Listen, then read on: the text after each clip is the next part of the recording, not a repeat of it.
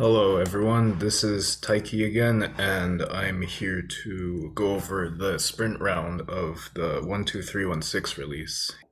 Alright, question 11. A rectangular pool table has vertices at 0, 0, 0, 3, 3, 3, and 3, 0 in the xy plane. Zara shoots a billiard ball from the origin so that the ball initially travels along the line y equals 3/4 x. Every time the ball bounces off of an edge of the table, the slope of its path is multiplied by -1. This process continues indefinitely until the ball goes into a corner of the table. How many times will it bounce off of an edge before the ball reaches a corner? All right, so I already drew part of this diagram, so now it's going to, so we first have y equals 3/4 x, so it's going to go with 3/4 x like so. So if we go 3 units horizontally, then the y coordinate will change by 3/4 of it, which is 9/4. That means that this top thing here will be 3 minus 9/4, which is 3/4. So that's for this top length here.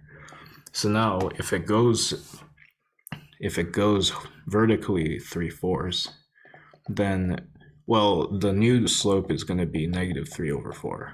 So if we keep going, then we have that the horizontal distance will be 4/3 of 3/4, which is just 1. So this distance here in particular will just be 2. Now we want to keep going, so let's do that.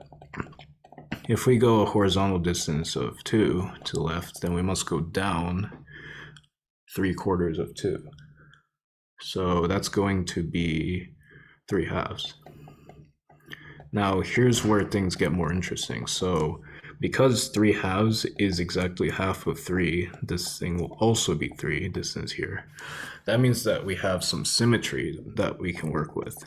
In particular, now we're at the midpoint of the point that we started with, so that means the path will be symmetric. So in particular, if we keep going here, we'll reach a point that's split 2, 1. If we keep going here, it's going to be split 9/4 and 3/4. And then finally, that would mean it goes to 0, 3 at its next move. And so that means that in total, we have hit the wall 1, 2, or let's start from where it actually begins. 1, 2, 3, 4, 5 times before it reaches a corner. So the answer is 5. This is Tim. Hope you're enjoying our videos. If so, you know what to do. Like, subscribe, turn on notifications, all that sort of thing. But what I'd really want to invite you to do is to send us an email at media@mathleague.org. Tell us which problems you'd like to see us cover next in our video series. Take care and see you in the next video.